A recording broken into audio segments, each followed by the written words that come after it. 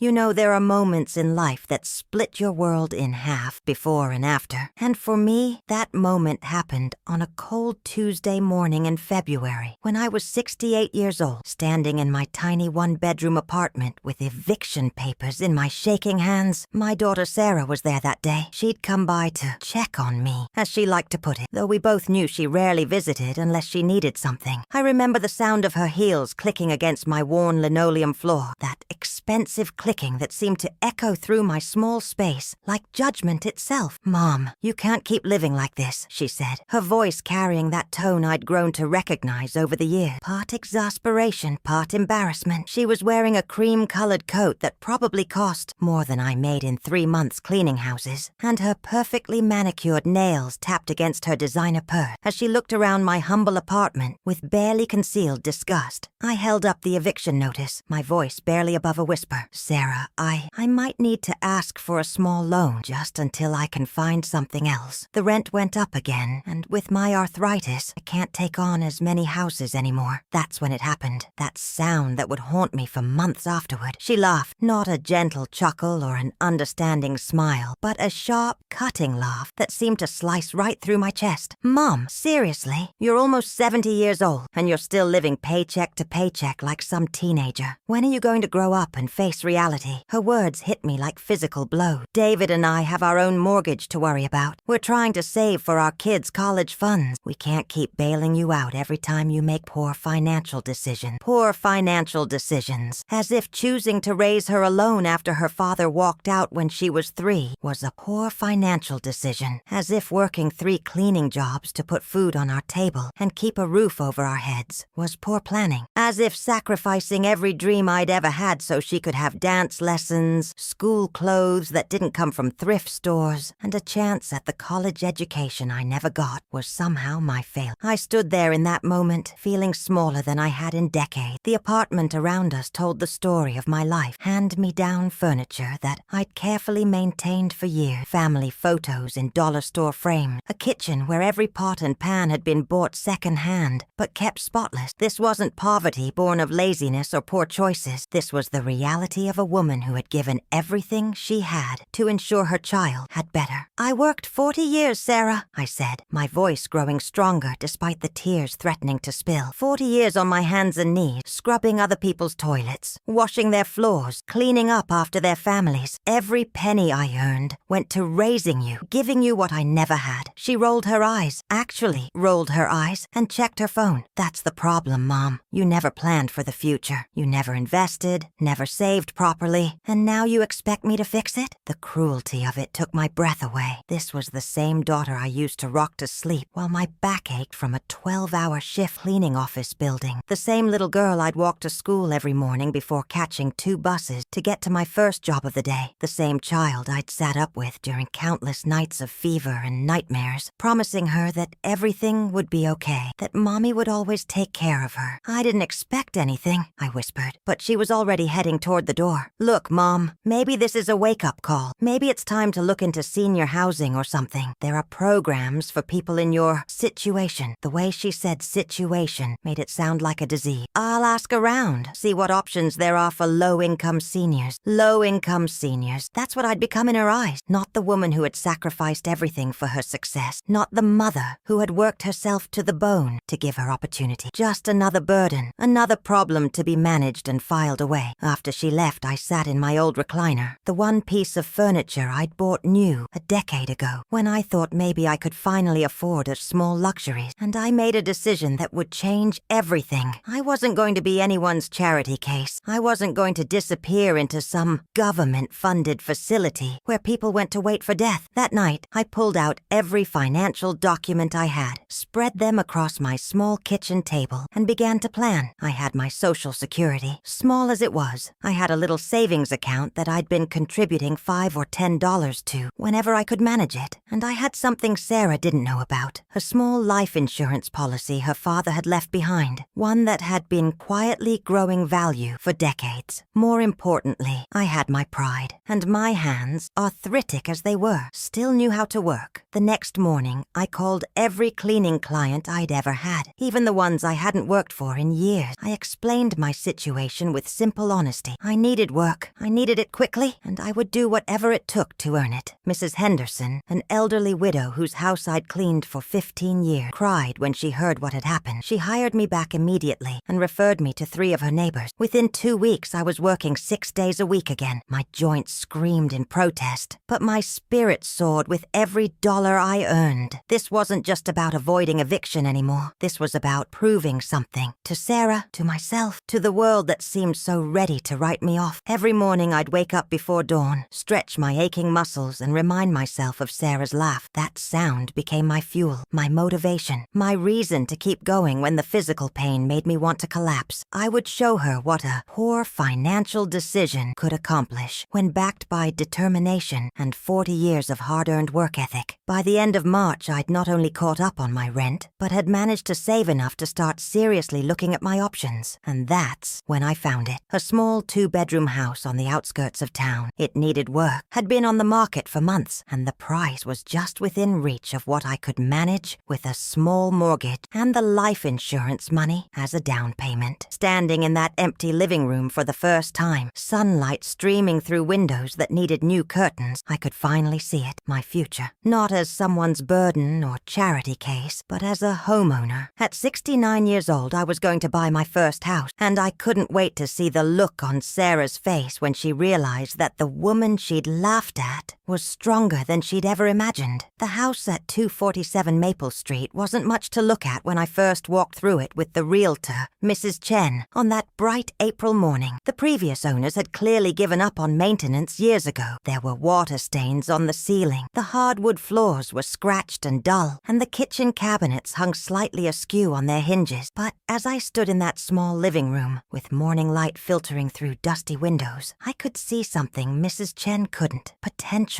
"Mrs. Rodriguez," she said gently, her voice carrying that careful tone people use when they're about to deliver disappointing news. "I want to be honest with you about the work this place needs. The inspection revealed some issues with the plumbing, and the electrical system isn't up to current code. With your budget constraint," cut her off with a smile that probably surprised us both. "Mrs. Chen, I've been cleaning houses for 40 years. I know the difference between cosmetic problems and real damage. This house has good bones. I can feel it. And I could. There's something you develop after decades of working in other people's homes. An instinct about spaces and structures. The foundation was solid, the roof was sound, and the problems she was worried about were things that could be fixed with patience, research, and the kind of stubborn determination I'd been perfecting my entire life. The mortgage process was humbling in ways I hadn't expected. Sitting across from loan officers in their pristine offices, watching them frown at my employment history and modest income, I felt every one of my 69 years. They spoke in acronyms and technical terms, treating me like I couldn't possibly understand the complexity of home buying. But I understood something they didn't: the value of persistence and the power of a woman who refuses to give up. When the final papers were signed in June and Mrs. Chen handed me those keys, I sat in my car in the driveway for nearly an hour, just holding them. These weren't just keys to a house. They were keys to dignity, to independence, to a future I was creating with my own hands. The first thing I did was call in sick to all my cleaning jobs for a week. For the first time in decades, I was going to work on my own space, at my own pace, for my own future. I started with the floor, stripping away years of neglect, with the same methodical precision I'd used in countless other homes. But this was different. Every scrape of the sandpaper, every stroke of the stain was an investment in my own security. My neighbor, Mr. Patel from next door, started dropping by in the evenings to check on my progress. He was a retired electrician, and when he saw me struggling with the kitchen wiring, he offered to help in exchange for some of my famous tres leches cake, a recipe I'd perfected over the years for church potlucks and special occasions. "You know, Mrs. Rodriguez," he said one evening as we rewired the kitchen outlets, his weathered hands moving with the same practiced confidence I brought to cleaning. Most people would have hired contractors for all this work. I wiped sweat from my forehead and smiled. Most people haven't spent 40 years learning that there's no problem that can't be solved with enough patience and hard work. Besides, every dollar I don't spend on contractors is a dollar that stays in my emergency fund. The emergency fund. That had become my obsession, my security blanket, my proof against future eviction notices. Every week, no matter how tired I was, no matter how much my joints ached, I set aside money. Not much, sometimes just $20 or $30, but consistently, religiously,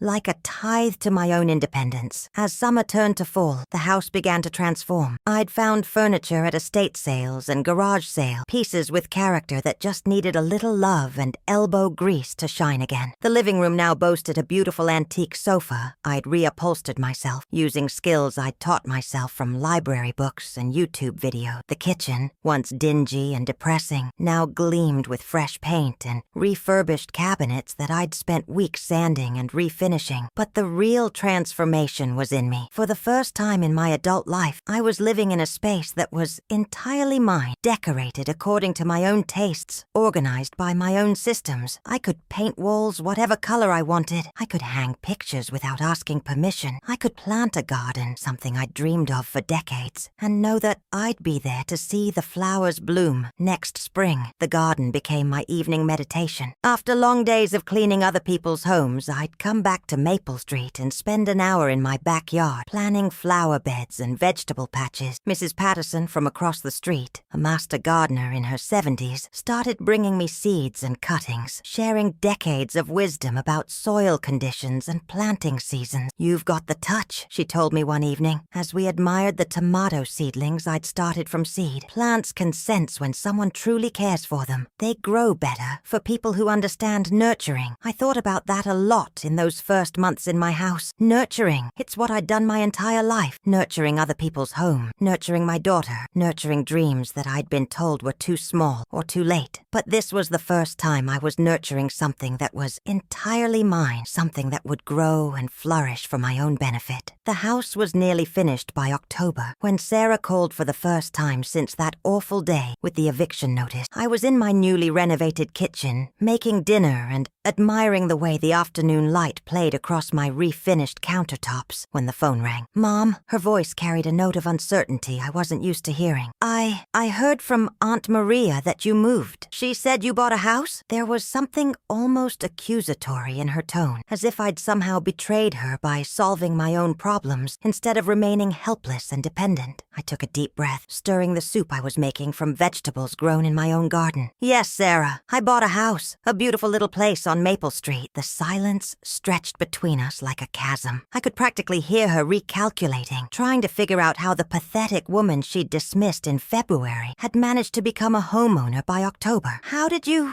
Where did you get the money for a down payment? Did someone loan you money?" "I earned it," I said simply, "the same way I earned everything else in my life. I worked for it." "But Mom, that's wonderful." The enthusiasm in her voice sounded forced, mechanical. "I'd love to see it sometime. Maybe I could bring the kids for a visit." The kids? My grandchildren, whom I saw maybe 3 times a year, usually at birthday parties where I was treated more like a friendly stranger than family. The thought of them seeing my house, seeing what their grandmother had built with her own hands, filled me with pride and anticipation. "Of course," I said. "You're all welcome anytime." But as I hung up the phone, I couldn't shake the feeling that something in her voice didn't ring true. There had been calculation there, assessment, the same tone she'd used as a child when she was trying to figure out how to get something she wanted. That night, as I sat in my living room, in my house, watching the news and sipping tea from my favorite mug, I tried to push away the nagging worry. Sarah was my daughter. Despite everything that had happened, despite the disappointment and hurt, she was still the little girl I'd rocked to sleep and promised to protect. But 40 years of hard living had taught me to trust my instincts, and my instincts were telling me that Sarah's sudden interest in my house wasn't about family reconciliation. It was about something else entirely. I just didn't know yet what that something else was. The knock came on a Saturday morning in November, sharp and insistent, cutting through the peaceful quiet of my weekend routine. I was in my kitchen making coffee and planning my day around small projects, touching up paint in the hallway, organizing my newly installed closet system, maybe working in the garden, if the weather held. These had become my treasured Saturday mornings, the first leisurely weekend weekends I'd had in decades. Through the window I could see Sarah's car in my driveway, but she wasn't alone. A man in an expensive suit stood beside her, carrying a briefcase and checking his phone with the impatient air of someone who charged by the hour. My stomach dropped with a familiar dread, the same feeling I'd had on that February morning with the eviction notice. "Mom!" Sarah's voice was bright and cheerful as I opened the door, but her smile didn't quite reach her eyes. "Surprise! I brought someone I'd like you to meet. This is Richard Webb. He's a lawyer who specializes in elder care planning." Elder care planning. The words hit me like ice water. I invited them in, my mind racing as I watched this Richard Webb character survey my living room with the calculating gaze of someone appraising property. He was young, maybe 40, with the kind of confident bearing that came from years of convincing vulnerable people to sign documents they didn't fully understand. "Mrs. Rodriguez," he said, extending a manicured hand. "Your daughter has told me so much about you. What a lovely home you have here. Very cozy." Cozy. The word dripped with condescension. I'd heard it before from people who couldn't imagine finding satisfaction in anything smaller than a McMansion. But this was my home, earned with sweat and determination, furnished with love and decorated with pride. It wasn't cozy. It was perfect. We sat in my living room, and I offered coffee, falling back on the ingrained hospitality that had been drilled into me since childhood. But as I served them from my good china, another garage sale treasure I'd lovingly restored, I could feel them exchanging glances, communicating in that silent language of people who think they're smarter than everyone else in the room. "Mom," Sarah began, her voice taking on that patronizing tone I'd grown to hate. "Richard and I have been talking about your situation, and we're concerned about your future. You're living alone in this big house." "It's 2 bedrooms, I interrupted. "Hardly a mansion. And at your age, with your health issues, it's just not practical or safe. What if you fall? What if there's an emergency? You don't even have a cell phone." She was right about the cell phone, but wrong about everything else. My health was fine. Better than fine, actually. The months of physical work on the house, combined with the emotional satisfaction of creating something beautiful, had left me feeling stronger and more energetic than I had in years. My doctor had even commented on it during my last checkup, amazed at how my blood pressure had improved and my arthritis symptoms had lessened. Richard leaned forward, his expression carefully crafted to project concern and trustworthiness. "Mrs. Rodriguez, your daughter is worried about you, and frankly, so am I. Living alone at your age, managing a property this size, dealing with maintenance and financial obligation. It's a lot of stress for someone who should be enjoying their golden years." Golden years. Another euphemism for get out of the way and let younger people make your decisions. I'd been hearing variations of this theme my entire life. First when I was a young single mother who supposedly couldn't handle raising a child alone. Then when I was a middle-aged woman who should have remarried for security. And now when I was finally independent and being told I was too old to handle my own life. "I manage just fine," I said, my voice steady despite the anger building in my chest. "I maintain this house myself. I handle my own finances, and I've never been happier or healthier." Sarah and Richard exchanged another look, and I saw him give her an almost imperceptible nod. She reached into her purse and pulled out a folder of documents. "Mom, that's exactly why we're here. We want to make sure you can stay happy and healthy for as long as possible. Richard has put together some legal documents that would protect you and your assets. A power of attorney arrangement that would let David and me help with the big decision, and a trust that would ensure this house is properly managed and maintained." I didn't need a law degree to understand what was happening. They wanted control. Control of my house, my finances, my life, all wrapped up in legal language and presented as protection and care, but fundamentally about taking away my independence and reducing me to a ward of my own daughter. "And what would happen to me in this arrangement?" I asked, proud of how calm my voice sounded. Richard's smile was oleaginous, practiced. "Well, Mrs. Rodriguez, that's the beautiful thing about this plan. You'd still live here, of course, but without all the stress and responsibility of homeownership. Your daughter and son-in-law would handle the insurance, the taxes, the maintenance decisions, all the headaches that come with property management. You'd just get to enjoy the house without any of the worry, without any of the control," he meant, without any of the pride that came from managing my own life, making my own decisions, succeeding or failing on my own terms. They wanted to turn me into a tenant in my own home, dependent on their goodwill will and subject to their decisions about my future. I see, I said quietly. And if I needed care at some point, if I became ill or unable to live independently? Sarah leaned forward eagerly, clearly thinking she'd found the opening she'd been looking for. That's exactly why this is so important, Mom. If something happened to you, we'd be able to make sure you got the best care possible. We could sell the house if necessary to pay for a nice assisted living facility, or use the equity to bring in home care. The trust would give us the flexibility to do whatever was best for you, whatever was best for me, decided by them, implemented by them, with me having no say in the matter. I thought about Mrs. Patterson across the street, who was in her 70s and still tending her garden every day. I thought about Mr. Patel, who was past 80 and still fixing electrical problems for neighbors. I thought about my own mother, who had lived independently until she was 87, making her own decisions and maintaining her dignity right up until the end. I need some time to think about this, I said, standing up. This is a big decision, and I don't make big decisions quickly. Richard's smile faltered slightly. Of course, Mrs. Rodriguez, but I should mention that there are some time-sensitive aspects to this arrangement. The tax benefits, the legal protections, they're most effective when implemented sooner rather than later. Time-sensitive, the classic high-pressure sales tactic designed to prevent people from seeking second opinions or thinking too carefully about what they were signing. I'd seen it used on elderly clients when I was cleaning houses, watched predatory salespeople pressure vulnerable seniors into decisions that benefited everyone except the person signing the papers. I understand, I said, walking toward the door. I'll call you next week with my decision. After they left, I sat in my kitchen, shaking with anger and fear. Not fear of living alone or managing my own affairs, but fear of losing everything I'd worked so hard to build. The house, the independence, the pride. All of it could disappear with a few signatures on legal documents that would make me a stranger in my own life. That afternoon, I called Mrs. Chen, my realtor, and asked for the name of a good lawyer, not one who specialized in elder care planning, but one who dealt with property law and estate planning. I also called my bank and made an appointment to discuss my accounts and my options. By Sunday evening, I had a plan. It wasn't the plan Sarah and her lawyer wanted, but it was my plan, designed to protect my interests and preserve my independence. I would fight for my home, my autonomy, and my right to make my own decisions about my own life. After all, I'd been fighting for my independence my entire life. I wasn't about to stop now, especially not when I was finally winning. The next morning, I called Sarah. I've made my decision, I told her. The answer is no. The silence that followed was long and telling. When she finally spoke, her voice had lost all pretense of sweetness. Mom, I really think you're making a mistake. We're only trying to help you. I know exactly what you're trying to do, I said quietly, and I know exactly what I'm going to do about it. I hung up the phone and looked around my kitchen, my house, my sanctuary. Let them come. Let them try to take it. I'd spent my entire life being underestimated, dismissed, and pushed around by people who thought they knew better than I did about my own life, but I was done being anyone's victim. At 69 years old, I was finally ready to fight back with everything I had, and what I had, I'd learned, was more than enough.